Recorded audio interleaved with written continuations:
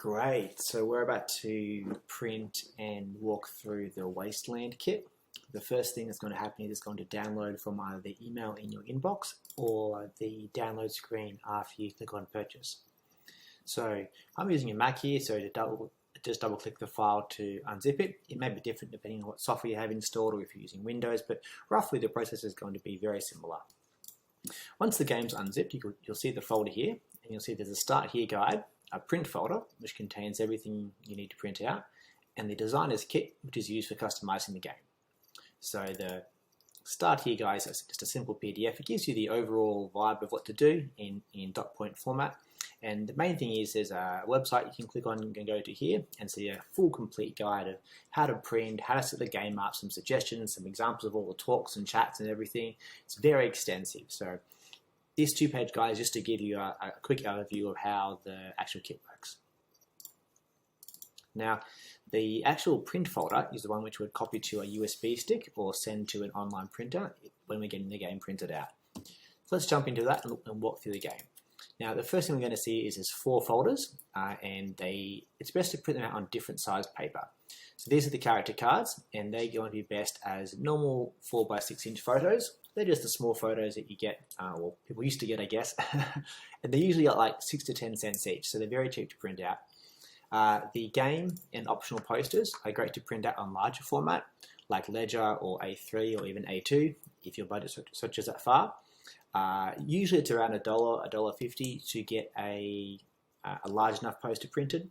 There's no need to get the fancy paper or the glossy paper because the game looks kind of rugged and rusty anyway, so it doesn't make a huge difference, and it costs like 10 times the price. So just go with the $1.50 version and print them on a poster that way.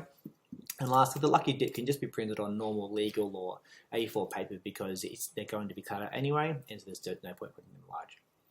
So to start with, let's just jump into the character cards. This one has been set up for 35 players, and so you'll see that there's a bunch of special characters here.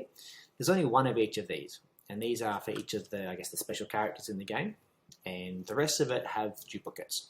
So you can see that there's 6 Angels of Life over here, but there's only 3 Maxes here, and this is a good balanced ratio for a 35 player or less game, which allows people to choose the characters that they want. So if you have, say, 25 players, just print the whole lot and people will self-select into the characters that they feel most represents them. However, if you have more than 35 players, just copy and paste a few of these a few times and just increase the number there.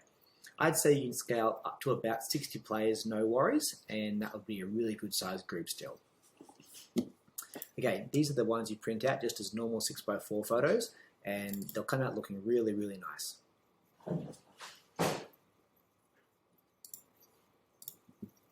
Let's head back to the print folder, and next we have the game. Okay, these are just large JPEGs, so they should be super quick and easy to print at the print store, and they come up as posters. Now you can just print these on normal sized office paper as well. So if you have a home color printer, you can just print them on that as well. And that should be totally fine. They're still readable and usable, but if you've got a larger group, it can be quite handy having some larger size posters. Or for our walkthrough, we've actually had a very large group, so we printed these out on very large paper. The cost goes up, but so that's in your budget, no worries. But if you want to keep things low, just print them on normal office paper as well. Now the lucky dip, these ones are going to be cut out and folded together into a lucky dip. It's very fun. So just print this onto normal size paper. And lastly, we have the posters. These are all optional, and I would definitely recommend these 3 here. These are the tribal signs, I guess you could say.